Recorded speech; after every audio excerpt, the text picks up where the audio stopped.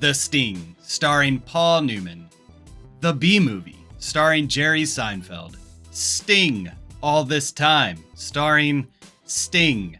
All of which are among the best Sting-related stories ever put to film. But today, we're talking about 2010's The Sting episode of The Office, starring Timothy Olyphant.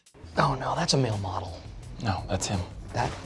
Everybody, I'm Chris, and I'm reviewing every episode of The Office ever, including today's really weird episode, written by Mindy Kaling. Me. Okay, you know what? I read this thing a while ago that said she likes to write and cast hot dudes into her shows so that she can make out with those good-looking actors. No. This is not some sort of construction site or all of Italy where you can just go around treating people like meat. We are to respect him.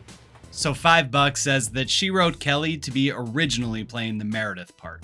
And we're going to get into all of that in the second episode in a row that I think might get demonetized. I think it's going very well. How about you? Real well. Feels more like a third date to me. There you go. I understand nothing. On the count of three, it's showtime. Ready? One? Nope, not doing that. I've been on Showtime mode since breakfast. Okay. Have you not? All right, just forget it then. Showtime! It's showtime. Oh, never mind. Let's go. Let's start with the most obvious. This episode is weird. Debatably, it's the most cartoony episode of the series we've had for quite a while. The plot feels like a Disney Channel kids comedy show, like trick this good salesman into divulging all their secrets by luring them into this office, setting up a bunch of cameras, and then we can learn from his secrets. Like with just a little bit of tweaking, I'm pretty sure I could show you what I'm talking about. How do I look? Normal. Ugly. I do the best with what I've got. Let's go. All right. Go tell her we're here. You're good with receptionists. Dwight.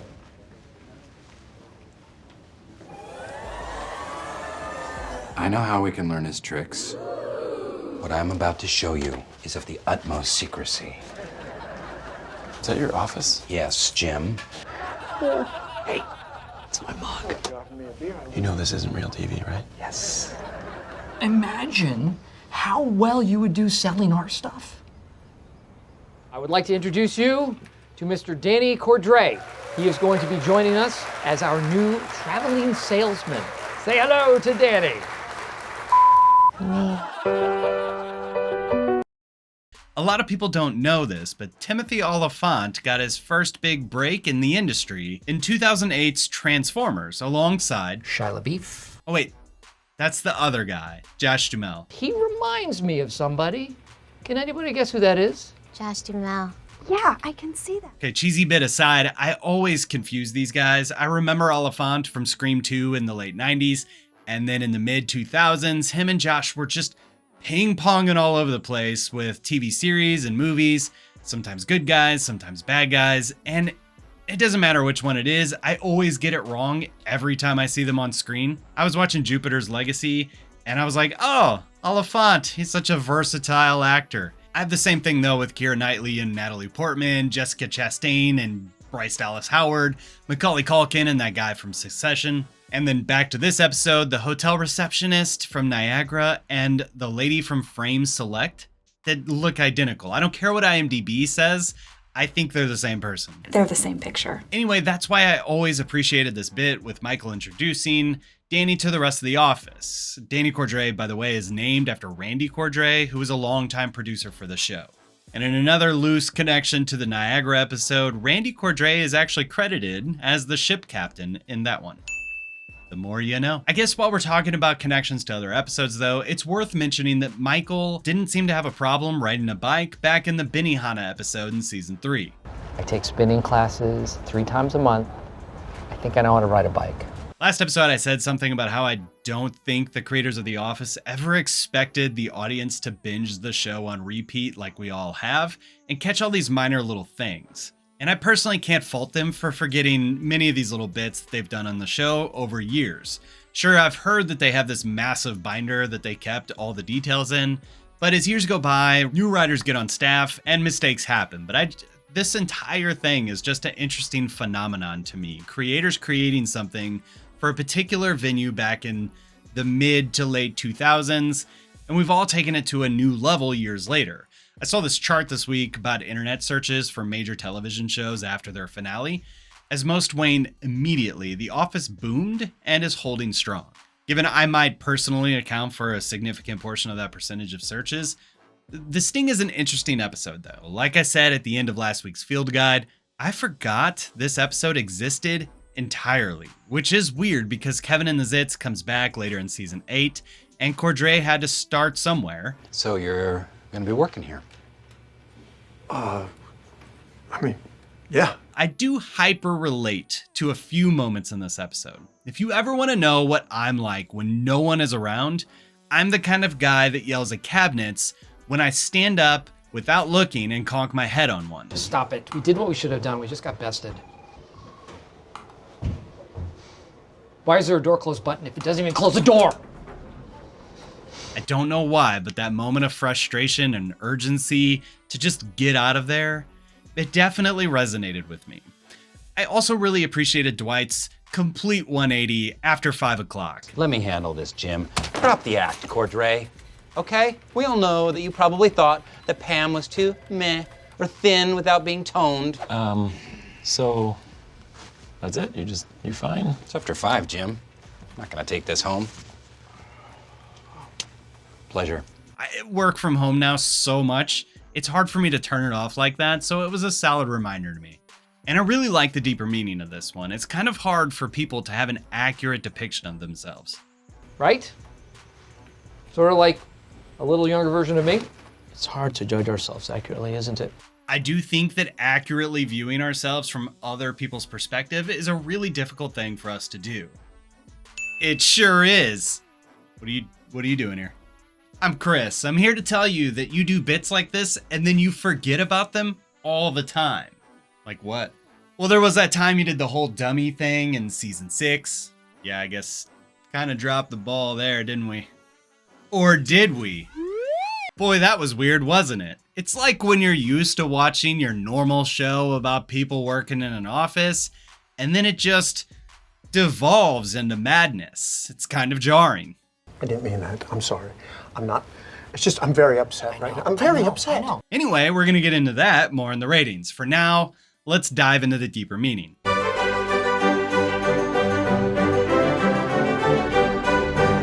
What does a bean mean? Someone please explain it to Kevin. Okay, so carrying on the season 7 thing of advancing Michael and casting bait to keep us hooked in a post-Michael office, the Sting's 2 plots fall nicely into both of those lanes. And if you've never noticed, they do in fact mirror each other. We start with the man getting some information communicated to them. Says Broccoli, Trey and I had a ton of fun in the studio, and I think you can hear it in the song. Oh, that's great news for your friend.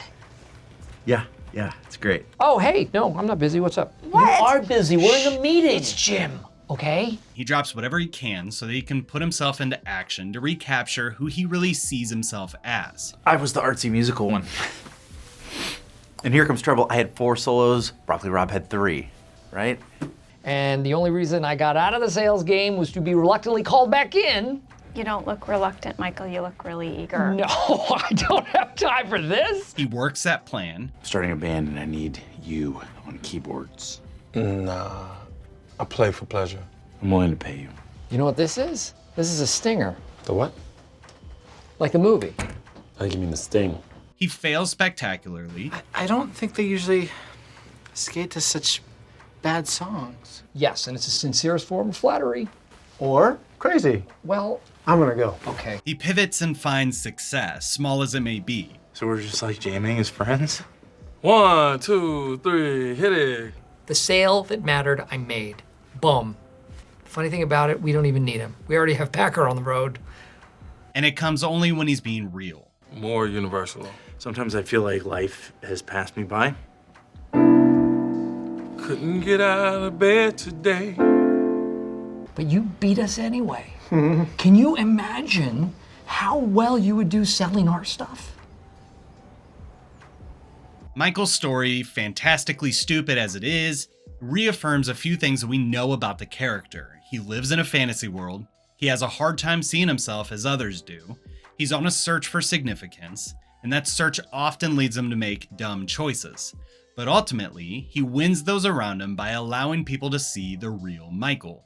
Andy's story, as undeniably menial as this plot is, reaffirms a few things that we know about his character. He lives in a fantasy world. He has a hard time seeing himself as others do. He's on a search for significance. That search often leads him to make dumb choices. But ultimately, he wins those around by allowing people to see the real Andy. They're the same picture. It's weird nowadays to look back 10 plus years and think about the writer's resolution to hoist Andy up as the banner the show could sail under in a post-Michael world. Reading comments on my videos and other social media, it's really hard to think objectively about this character though. Knowing the full arc of where this ship is headed with the villainous actions that await him, it's important to think about the context that the creators were working with at the time of this episode. This vessel needs a new captain, someone who could set sail for clearer waters. I believe Andy's play was an attempt to install that character into this role. Then came sex ed. As weird and as unearned as it was, Come on, give it a rest, pencil. they were going to weather as many storms as they could until they could ascend him to the throne. And then we careened directly into the sting. And I think it may have actually created an interesting proposition for us to begin to rally around Andy, to really see him as a stand-in for Michael. Kaylee nailed the duality thing in this episode, the deeper meaning of being true to yourself, which is cliche and trite, but the episode gives the audience a glimpse of the true Michael and the true Andy. Andy gets the band not because he's such an amazing artist, but because the music comes from a real place of heart and soul. Am I gonna be the happy me? Or the me that stinks? At least, that's like what La La Land attempted to teach me. I'll never understand Emma Stone's reaction to this. I don't know what your name is, but Emotions are complicated enough for me, and she has all of the emotions in this. But I understand the sentiment. If there is no heart, there is no art. Andy shows heart, and Daryl is in for that. I just was hoping to maybe save your voice in case we did a novelty song about frogs. crow, crow, crow, no frog in love. Michael, on the other hand, cuts the crap and lays everything out and sells a new sales job to the salesman who is stealing sales from his very best salesman, reaffirming the sentiment from way back in season 2 that Michael gets people and he uses his realness, not manifested malarkey, but speaks from a real place and sells himself, not his product. The stinger shows a man beginning that journey and another man nearing the end of that journey. And unless you have a better argument than that, I suggest you leave. With a weird bit of comedy thrown in, it does make for a fun episode. But with that, let's rate this thing. This is the worst. Okay, the cold opening.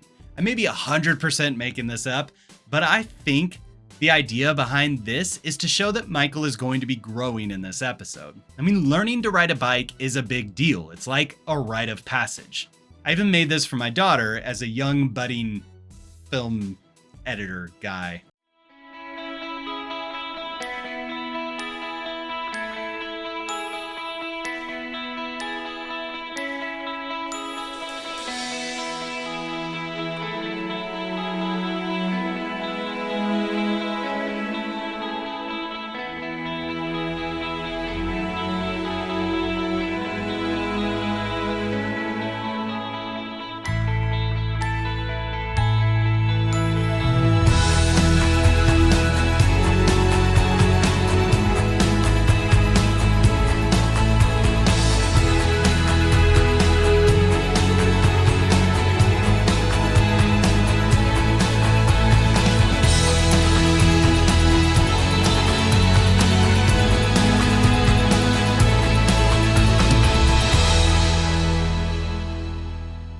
Little beardless Chris in there. But I think it's worth suggesting at least that the bike bit is trying to reinforce that Michael is going through his own rite of passage.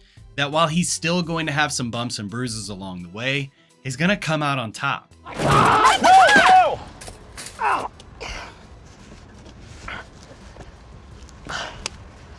You never forget.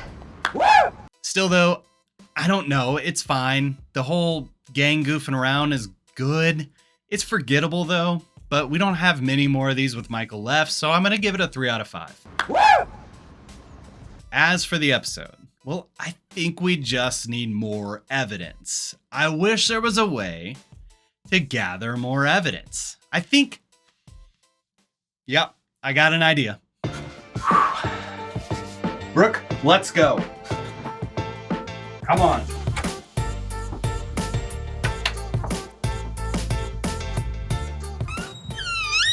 All right, here's what we're gonna do. We're gonna put together a sting operation. And stings require a lot of time and attention to detail and planning. You can't just throw these things together like they do in the movies and just cut to the actual operation.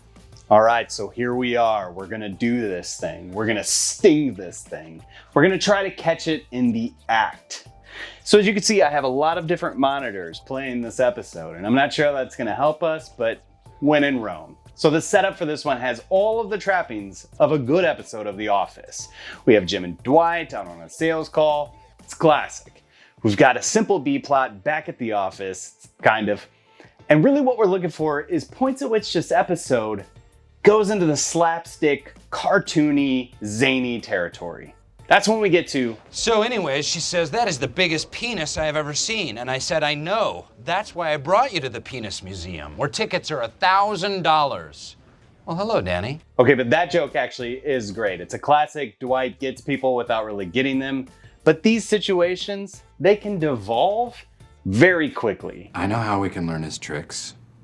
Like, why would someone choose Meredith for this part? One of the only people in the office who is a complete wild card. I guess Andy's band was busy, but still, Meredith might be the last person in the office to go with here. Her lunch break lined up with our appointment with Danny, and that's it. That's really all we were looking for. So now we have Danny entering the office.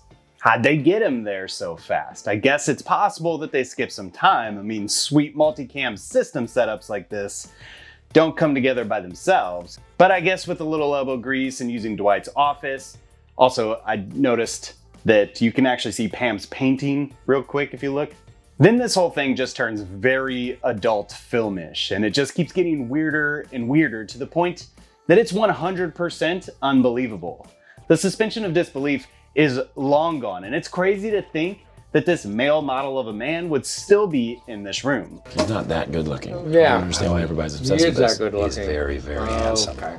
And then on top of that, that Michael would be able to win him over. But it's just so weird to me that this was written by Mindy Kaling. Me. Okay. But I think I've seen all I need to make a judgment on this. Okay, so this episode undeniably has some heart and some laughs. It also fails in the ludicrous nature of the plot. This is where I'd go into a whole thing about new writers versus old writers, but this was written by OG Mindy Kaling herself. It just is what it is. I like the show when it's serious and has that slow burn cringe comedy, and I like the show when it's zany and weird and funny. Unfortunately, in a season in which every episode needed to hit a home run, the sting feels like strike two. So this is his strike two. You know what they say? Fool me once, strike one. But fool me twice, strike three. It has the great museum joke, which is burned in my memory. But for any episode that gives me more feels for Andy than Michael in season 7, I mean, maybe that was the intention, but it just feels wrong. All up, I think it falls flat. I'm gonna give it a 2 out of 5. Season 7 is a fantastic journey through Michael's virtues and flaws, so join us next week for Season 7's Halloween episode. Thanks so much for watching, and we'll see you next time. Goodbye.